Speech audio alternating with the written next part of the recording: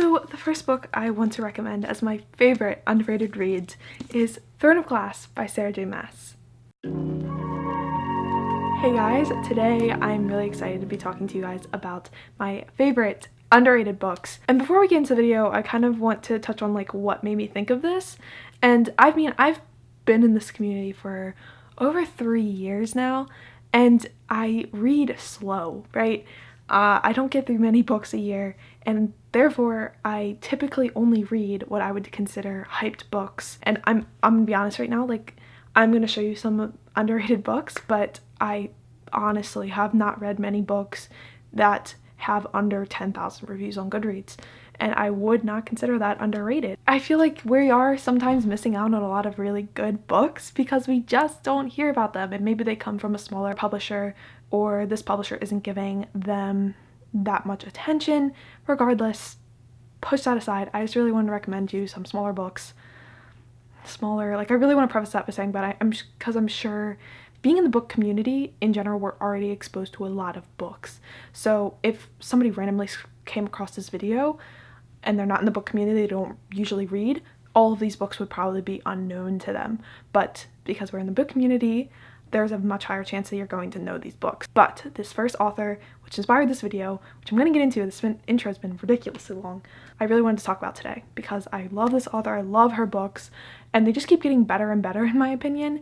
And I think it would be a shame if you guys didn't read them or didn't at least give them a try. So to start off this video, I want to recommend all of Katy Ehrman's books. Katy Ehrman is a YA author that is under Swoon Reads, and I love Swoon Reads books. I've read I don't want to say a decent bit of them, but I've seen a lot of them. I've read a few of them, and I love YA contemporary, and I feel like as of recent it has started to go out, and then now I think maybe it's coming back a little bit. So I think this is the perfect time to recommend some very nice YA contemporary romance with obviously always a nice plot twist in it. Anyway, I really wanted to recommend these books today, not only because I really love these books, but because I feel like the author really deserves it. I love her. She is the nicest person ever. I've met her in person I think twice now, and she just deserves this. And the reason why it's coming up now is because her most recent book, How the Light Gets In, I'm an idiot, comes out August 6th. And I really wanted to push this because this book is one of my favorite books of the year. I gave it 5 stars. I absolutely adored it. To just give you the synopsis, since her sister's tragic death, 17-year-old Callie Ryan has basically given up. Her grades have plummeted, she's quit the swim team, and she barely recognizes the people her parents have become. When she returns to her aunt's rundown coastal Victorian 1 year after Chloe's death, Callie resigns herself to a summer of guilt and home renovations. She doesn't expect to be charmed by the tiny seaside town or by Tucker Morgan, a local boy brimming with sunshine. But even as her days begin to brighten, Callie's nights are crowded with chilling dreams, unanswered questions, and eerie phenomena that has convinced her she's being haunted. Will Callie be able to figure out what her sister is trying to communicate to her before it's too late? I just loved all the different aspects of this book. It tells a beautiful sister story. It talks a lot about grief and how we deal and cope with things that have happened in our past that we've maybe done upon people that have passed away suddenly. And it just is a beautiful, beautiful, beautiful book, and it touches a lot more on just romance, and it also has this really awesome paranormal aspect.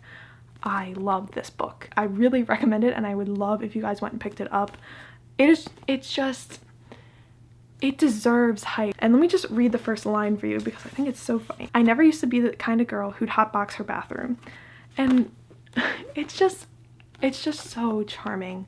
And I think I've talked about her books before, but her first debut book was Kissing Max Holden. This tells the story of 2 childhood best friends that have gone through a lot together, but they're kind of distanced themselves as of recent, and it kind of tells the story of them maybe reconnecting. I just loved how real these characters felt. Obviously, always my top tier requirement in YA contemporary. It just makes everything so much better to me. Then another book that I think would appeal to a lot of people is The Impossibility of Us, which tells the story of this young girl whose brother has recently passed away in active duty in Afghanistan, and she moves to a seaside town to help her sister-in-law out around the house and just live with her mom and just provide support.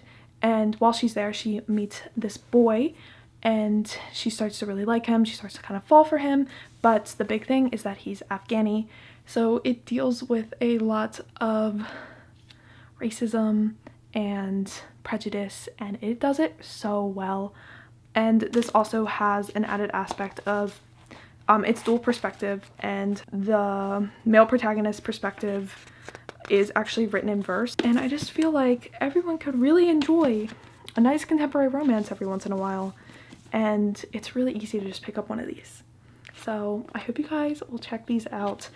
Out of all the recommendations I'm about to give you, I'd really hope you check these out. And obviously this isn't like sponsored or anything. I just really think she deserves some recognition. So these are my recommendations for you. I have some more, don't worry, but out of all of my recommendations, those are for sure the most underrated. And the rest of these are a little more popular. Anyway, moving on, the next author I would like to recommend, and books subsequently, is Bridget Chan. So you guys probably know Bridget from the book that blew up recently. She made it on the New York Times bestselling list, so obviously as a whole she isn't underrated, but that was for a YA fantasy retelling of Beauty and the Beast, which was A Curse So Dark and Lonely, which I have on my shelf over there. But today I want to recommend her contemporary, because while they're not entirely underhyped, I think they deserve so much more recognition. So that is Letters to the Lost and its sequel, More Than We Can Tell, and then her most recent book, which came out in June, I want to say, or May, Call It What You Want, which is my favorite book of hers as of yet. This one follows two characters that meet after the main female protagonist in this is writing letters to her mom's grave, and the boy finds them because he is doing community service at the graveyard, and he writes back. And stuff happens from there.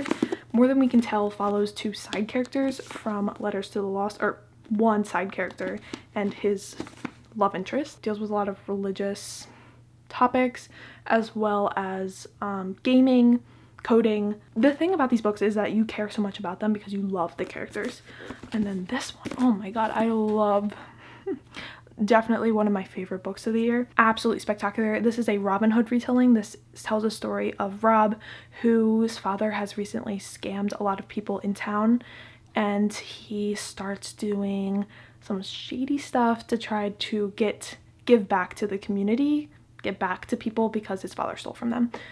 And I loved this. I love all these. These are all 5-star reads, by the way. These are all 5 stars. They're all spectacular.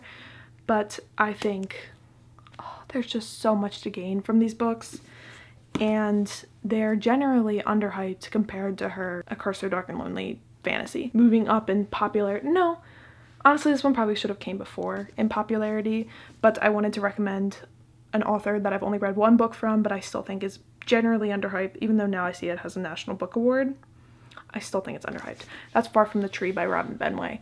This had a lot of hype. I think I read it last summer. And this tells a story of 3 kids of varying ages that end up reconnecting because they all share the same mother. And it's just a beautiful found family story. And there's so many intertwinings between all the characters, and they have such deep stories. And it's just beautiful. It is just beautiful, beautiful, beautiful. I think this was decently popular, but I feel like in general, once again, we don't see a lot about YA contemporary in the Twitter sphere. Maybe I'm not following the right people, but I feel like as of recent, it's been all about romance, adult romance, and I guess still fantasy. But come on guys, let's bring back up the YA contemporary romance, let's please. And finally, what would be an underrated video if I didn't bring up one of my favorite books of all time, Starry Eyes by Jen Bennett, and then subsequently Alex Approximately by Jen Bennett, which this is more popular, but this is actually not her most recent book. Most recent book, series Moonlight, which I haven't read yet, but Starry Eyes is spectacular. It's about these 2 ex-best friends that are put together on this camping trip with a bunch of mutual friends, and they end up getting stranded in the woods, and they have to survive, and they kind of grow a little closer, and they deal with all the issues that led them to become best friends. And I just love. It's so good. I just feel like not enough people have read it. It makes me sad. So this is me telling you to read it if you haven't been convinced to read it from all my other videos. So yeah, so that's really all I have for you guys today, because once again, I don't read that many books, so I therefore can't recommend you that many books. But I really hope that you gained some new TBR books from this video, or at least now you can start searching and make more of an effort maybe to read less popular books. It's hard. It's hard. You know, you want to stay up on the times and read the popular books. I'm 100% guilty of this. I've pushed so many books aside because I'm like, oh, I gotta read the most popular book. And sometimes it's amazing because those books are typically very good. Every once in a while, maybe pick up a book that has under 10,000 reviews on Goodreads, under 1,000, under 100, and you'll be surprised. So I'm gonna leave you with that. I hope you guys have been enjoying my videos that I haven't been posting. I really appreciate your guys' support. As always, all of my social media links are down below. You can follow me on Instagram at samantha.myers, M-Y-E-R-S. That is my personal Instagram. You can follow me on Bookstagram at Bookishsami, Twitter at Bookishsami, and Goodreads, which I have linked down below. I don't know what my name is on that. And I would really appreciate if you guys check me out on all those. We can link up. You can also follow my Spotify if you want to know what I'm listening to. And be sure to like, comment, subscribe. Be sure to let me know your favorite underrated books down below. I'd love to check them out. Add them to my TBR. Hopefully I'll read them one day. And yeah, thank you guys so much for watching. Hope you have a great day. See you soon. Bye, friends.